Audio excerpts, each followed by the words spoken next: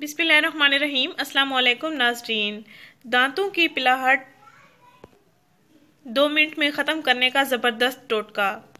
नाज़रीन, चेहरे की खूबसूरती के साथ साथ दिलकश और हसीन मुस्कुराहट खूबसूरत दांतों की मरहून मिन्नत होती है।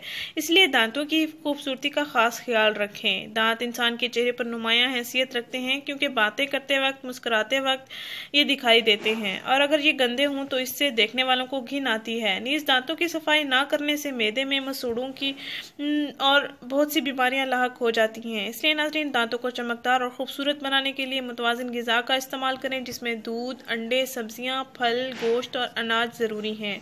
नाज़रीन, दांतों की सफाई ना करने से इन पर पिलाहट जम जाती है, जो कि ग़िज़ाई अज्जा ही होते हैं जो मैल की सूरत में जम जाते हैं, जो खुराक चबाते वक्त हमारे दांतों पर चिपक कर पिलाहट की शक्ल अख्तियार कर लेते हैं।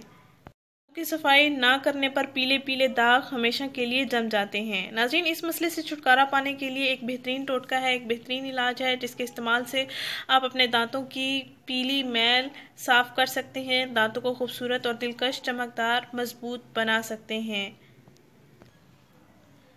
नाज़रीन, दांतों की पिलाहट दूर करने का ज़बरदस्त आजमूदा टोटका ये है।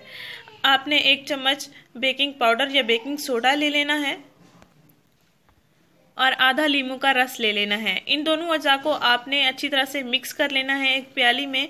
फिर इसको ब्रश की मदद से आप अपने तमाम दांतों में लगा लेना है और 2 मिनट तक आप इसको ब्रश करते रहना है, और 2 मिनट के बाद आपने नीम गर्म पानी के साथ कुली कर लेनी है।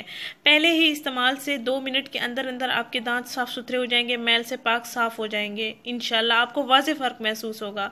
नाज़रीन, इस वीडियो को ज़रूर शेयर करें, इस चैनल को ज़रूर सब्सक्राइब करें। मर्द हजरात भी इसका इस्तेमाल कर सकते हैं, क्योंकि मर्द हजरात सिगरेट वगैरह का इस्तेमाल करते हैं तो उनके दांत पीले पड़ जाते हैं, इसलिए वो भी इसको इस्तेमाल कर सकते हैं।